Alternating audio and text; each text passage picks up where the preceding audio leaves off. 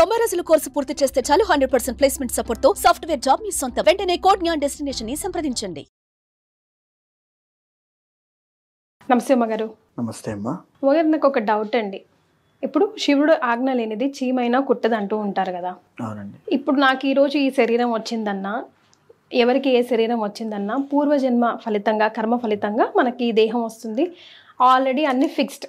బ్రహ్మరాతని ఈశ్వరుడు కూడా చేంజ్ చేయలేరు అని అంటూ ఉంటారు కదా.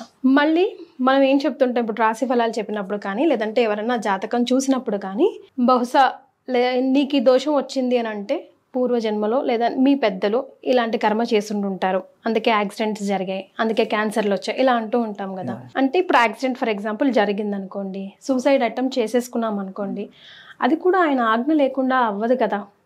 మరి ఎందుకు అది తప్పిదంగా మనం చూసుకుంటాం? తప్పు ఇది. లేదంటే ప్రేతాత్మలు సడన్ డెత్ అయిన వాళ్ళవే అవుతూ ఉంటారని అంటారు. ఆయన పర్మిషన్ లేదే మన చావు ఇక్కడ డిసైడ్ కాలేదు కదా. మరి దీన్ని ఎలా చూసుకోవాలి? నాకు ఎప్పుడు ఈ డౌట్ ఎప్పుడు ఉంటుందండి. మీరు ఇక్కడ శివుడి ఆజ్ఞ లేనిదే చీమైనా కుట్టదు అండ్ రెండవది కర్మ అనేటువంటిది పదాన్ని వాడారు. కర్మ వల్లనే మనకి ఈ శరీరం వచ్చింది కదా అని వాడారు. కర్మ అనే దాంట్లో మీకు అసలు ఏమేమి కర్మలు ఉంటాయో ఒకసారి తెలుసుకోవాలి. ఫస్ట్ ఆఫ్ ఆల్ సంచిత కర్మ ఉంటుంది. సంచిత కర్మ అంటే ఫర్ సపోజ్ మీరున్నారు, మీరు అంటే మీ శరీరం కాదు, మీరు ఎన్ని జన్మల నుంచి ఏ జన్మలు ఎత్తి ఉండొచ్చు. బికాస్ కుక్క జన్మ, పంది జన్మ, ఏదైనా అయినొచ్చు, నేనైనా మీరైనా.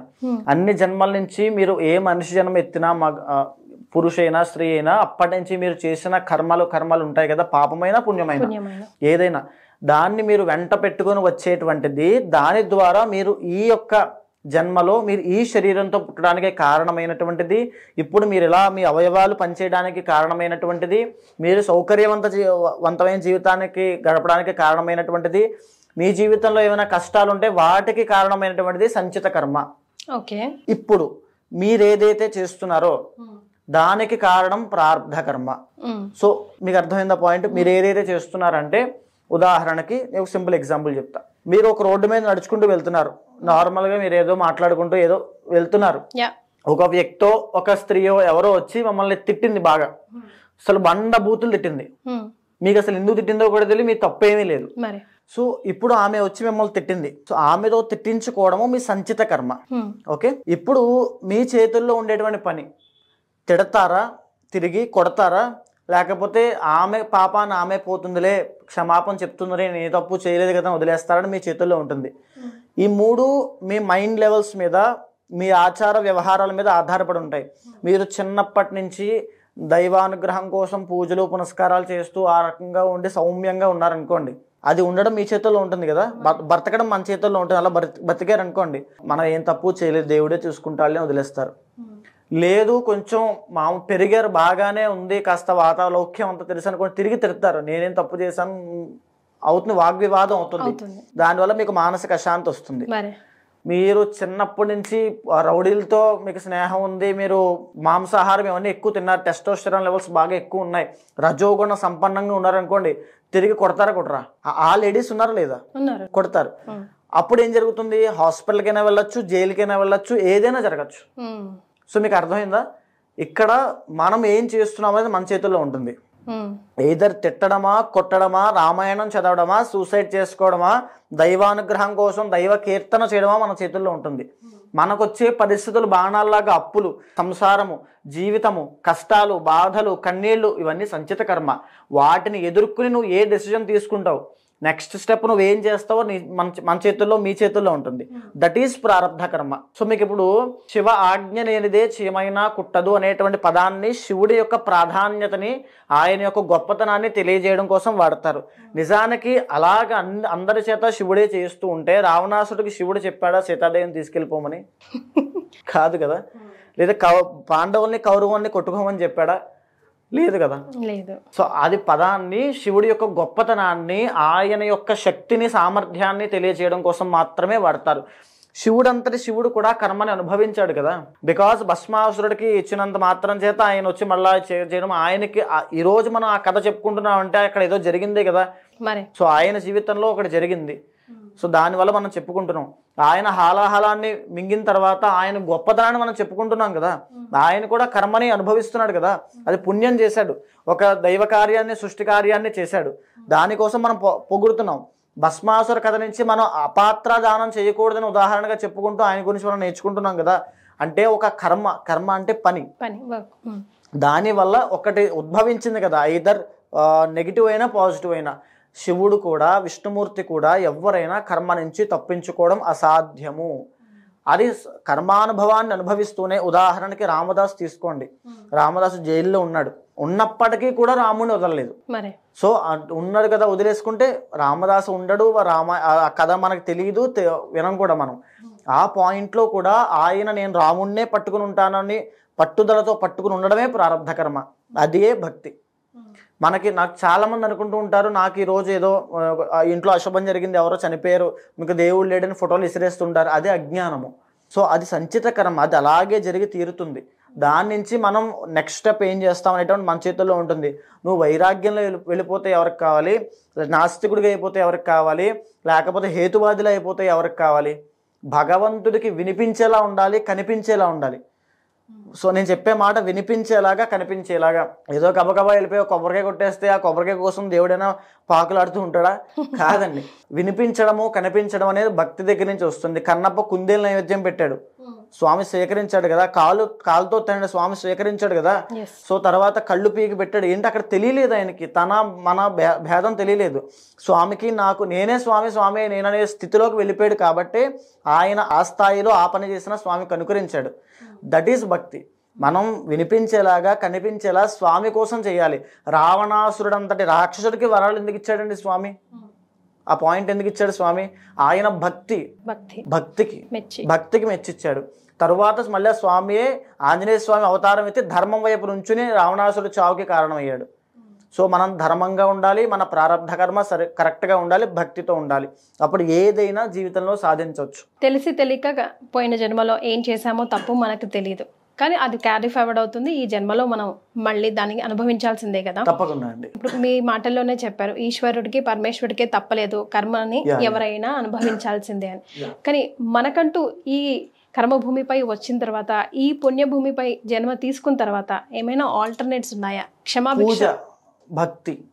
సో మళ్ళీ మీకు ఒక డౌట్ రావచ్చు, అంటే మరి అనుభవించకుండా శివుడే అనుభవించారు కదా, మనం అనుభవించకుండా పూజల ద్వారా ఎలా పోతుంది అనుకుంటున్నారు. అంటే కొండంతలది గోరంతలో పోతుందేమో కానీ మొత్తం అయితే పోదు కదా.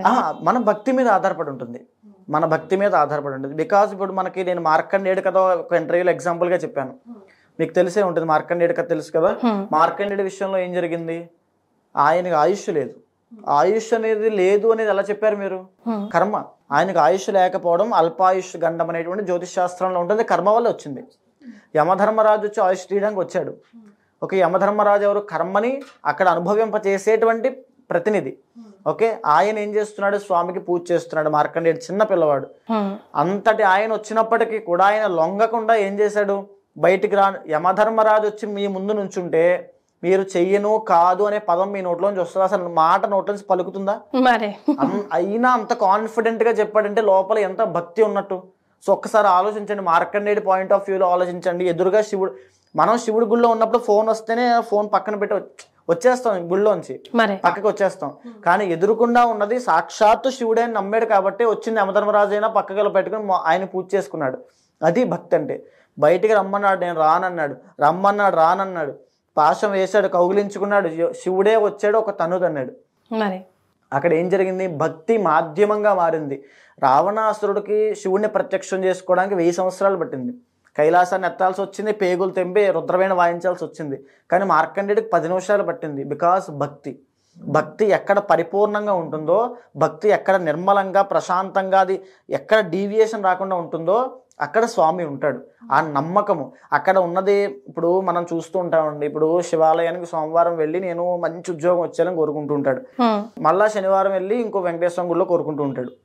అంటే ఏంటి? అక్కడ ఆల్రెడీ అడిగాడు కదా, మళ్ళీ ఇక్కడ ఎందుకు అడిగాడు అంటే పూజించడం తప్పు కాదు, అక్కడ చెయ్యడేమో అని ఒక నమ్మకం ఉండడం వల్లే కదా మళ్ళీ ఇంకో గుడికి రావడం జరిగింది. అక్కడ వర్కౌట్ అవ్వదేమో అంటే ఆల్టర్నేట్ ఇది కాకపోతే ఇది.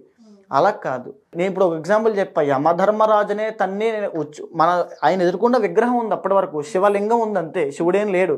ఆయన భక్తికి శివుడే దిగొచ్చేసాడు. అది భక్తి, ఆ నమ్మకం పెట్టాలి. ఇప్పుడు ఏదైతే నేను చేస్తున్నానో కర్మ ప్రాయశ్చిత్త రుద్ర తంత్రము అలాంటిదేనమ్మా. మార్కండేయుడు ఎలా అయితే శివుణ్ణి ప్రసన్నం చేసుకుని తన కర్మ అనేటువంటి బాలరిష్ట దోషాన్ని అల్పాయుష్ఖండాన్ని తొలగించుకుని చిరంజీవిగా ఇప్పటికీ బ్రతికే ఉన్నాడో, అలాగే మనం మహాశివరాత్రి పర్వదినాన్ని పురస్కరించుకుని రాత్రి అంతా కూడా ఏకాదశ రుద్రాభిషేకములు, లక్ష బిల్వార్చన, తర్వాత శివుడికి శాంతి కళ్యాణము, రుద్రహోమము, మహాలింగ దీపార్చన, సో అమ్మవారికి లలితా సహస్రనామ పారాయణ, ఇవన్నీ కూడా నిర్వహిస్తున్నాం. ఇక్కడ అన్నిటిలో మనం చూడాల్సింది భక్తి. సో భక్తియే మనకి ఎక్కడైనా చేసుకోవచ్చు కదా, ఇక్కడికి ఎందుకు రావాలని కూడా అనుకుంటూ ఉంటారు. సో ఇక్కడ కలియుగంలో ఆ భక్తిని పూజ రూపంలో చెప్పబడ్డారు. ఏ గ్రహమైనా ఏ దేవత అయినా అనుగ్రహించాలంటే జప, పారాయణ, అర్చన, అభిషేక, హోమములు ఒక ప్రక్రియగా మహర్షులు చెప్పబడ్డాయి. ఎందుకంటే మనిషికి ఈ కలియుగంలో కొన్ని ప్రమాణాల ఆధారంగా మనిషి ఆ స్థాయిలో 1000 సంవత్సరాలు మనకు ఆయుష్ లేదు, 1000 సంవత్సరాలు తపస్సు చేయడానికి, ఆ శ్రీఘ్ర సిద్ధిని పొందడానికి ఈ మంత్రం ద్వారా జప, పారాయణ, అర్చన, అభిషేక, హోమాలు చెప్పబడ్డాయి. ఆ రకంగా ఎవరైతే సంకల్పంలో కర్మ ప్రాయశ్చిత్తం అవ్వాలి అని చెప్పి సంకల్పం చెప్పి మనం చేస్తామో, శీఘ్రంగా తక్షణమే ఎవరికి ఏ దోషాలున్నా ఏ సమస్యలున్నా, ఒక నెత్తి మీద బండరాయి పెట్టుకుంటే ఎంత బరువుగా ఆ భారం ఎప్పటి నుంచో భరిస్తున్న కష్టాలు తీసేస్తే ఎంత తేలిగ్గా ఉంటుందో అంత తేలిగ్గా వాళ్ళ జీవితం మారుతుంది. ఆ సమస్య నుంచి అంత తేలిగ్గా బయటపడతారు. సో లోకాన్ని ఉద్ధరించడానికి మీరు ఈ కార్యక్రమం పూనుకున్నారు. సో ఎక్కడ చేస్తున్నారండి ఈ కార్యక్రమం? ఇది మన శ్రీనగర్ కాలనీ సత్యసాయి నిగమాగమము అనేటువంటి కళ్యాణ మండపంలో స్వామి ఆ యొక్క శివ సన్నిధిలోనే కార్యక్రమం జరుగుతోంది. మహాశివరాత్రి సాయంత్రం అంటే ఇంచుమించుగా రాత్రి 8 గంటలకి ప్రారంభమయ్యి సూర్యోదయం వేళ వరకు జరుగుతూనే ఉంటాయి. ప్రతి ఒక్కరూ రండి, ప్రతి ఒక్క సమస్యకి పరిష్కారం కనబడుతుంది. అందరూ ఆహ్వానితులేనండి? ఆహ్వానితులే. మీరు కింద కనిపించేటువంటి నంబర్కి కాల్ చేస్తే మా వాళ్ళ డీటెయిల్స్ అన్ని చెప్తారు, ఆ వివరాలన్నీ కూడా తెలుసుకోవచ్చు. ఎస్, ఈ కార్యక్రమంలో మీరు ప్రత్యక్షంగా అయినా పరోక్షంగా అయినా పాల్గొనాలంటే కింద స్క్రోల్ అవుతున్న నంబర్కి కాల్ చేస్తే మిగతా వివరాలు అందిస్తారు. ధన్యవాదాలండి. నమస్తే. సుమన్ టీవీలో మీ పర్సనల్ అండ్ బిజినెస్ ప్రమోషన్స్ కోసం కింది నెంబర్కి కాంటాక్ట్ చేయండి.